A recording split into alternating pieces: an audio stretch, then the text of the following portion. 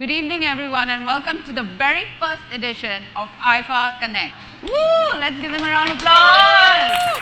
Connect isn't about speeches or interviews, it's about conversations. And what better way to begin than with two people who haven't just witnessed the relationship between fashion and cinema evolve, but have helped shape it. Welcome, guys. Thank you. Hello, Thank you. hello.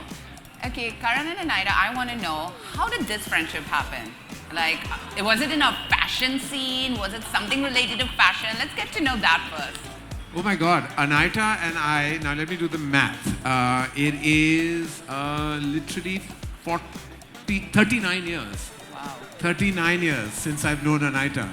I was in St. Xavier's College for all of 5 days. And in the 5 days I walked in and I was told that the hottest girl first year junior college was Anaita Shroff. Was Anaita Shroff from Bombay International School, and the hottest boy from Cathedral was Homi Adajania. Let's go.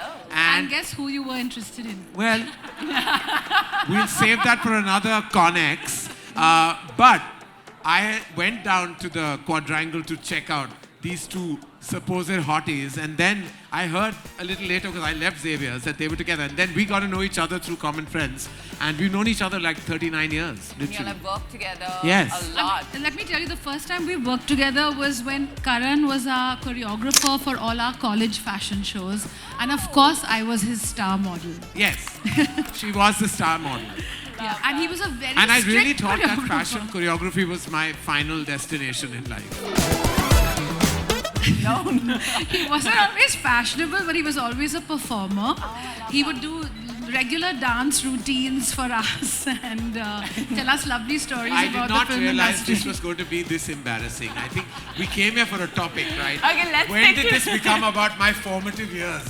20 years ago or so, I was shooting Subodh Gupta for a magazine cover in his studio in Delhi, outside Delhi. And there was this like jali cupboard or a pinjra. And I saw mangoes in it. And I said, how sweet, Subodh. Every week, you bring in these mangoes and they ripen. So he said, pick one up. And when I picked it up, I realized the weight of the brass. And I guess that mango has been living in my brain since this year when I thought, okay, we're doing a beautiful sari, we're working with the most incredible artisans, because that's what we have, right? We have our textiles, we have art, we have storytelling. So in part of that storytelling, I was like, I think this mango should be her bag. And that's how it happened. Making a statement on the Met Gala carpet, it's literally going from the visual to inspirational and finally affecting an entire ecosystem, which is the fashion industry. So yeah, we bounce a lot of ideas. Sometimes for me as a stylist, spontaneity is something that I love and I enjoy. Sometimes showing the unexpected, as we saw. So yeah, it's fun. I didn't realize how much fun it would be. Of course, the whole process before you get onto the carpet is very stressful. Like I didn't know like there was so much drama behind the scenes. Kind of like the whole like BTS and getting ready, collaborations, making sure that everything goes well. And I just knew that at my Met debut, I would have to have Manish Malhotra make my garment. I've always been a massive admirer and follower of Raja Ravi Verma's work.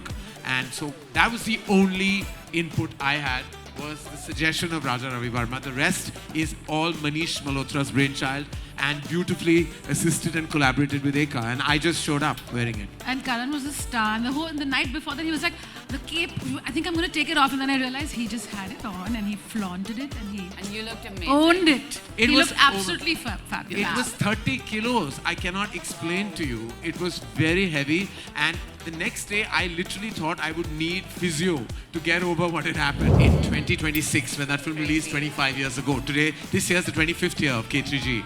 Wow.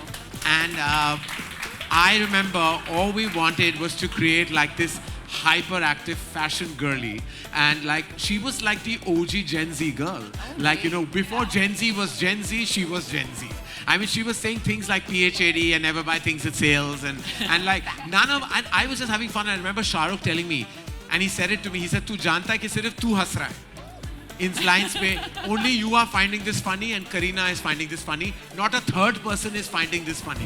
You know, when we were doing Ae Dil Hai Mushkil and I was styling Ranbir, I was like, he's a struggling musician. Karan, we can afford to buy some cheap clothes. He's like, come, let's go to G Square. Come, let's go here. And I'm like, no, he can't even afford a meal.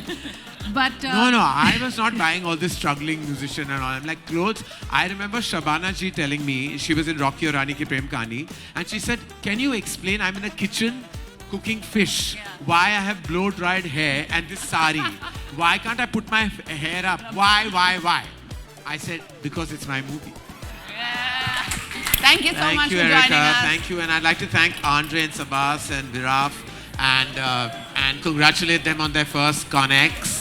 IFA Connect. What a great idea. And we look forward to many more conversations such as these.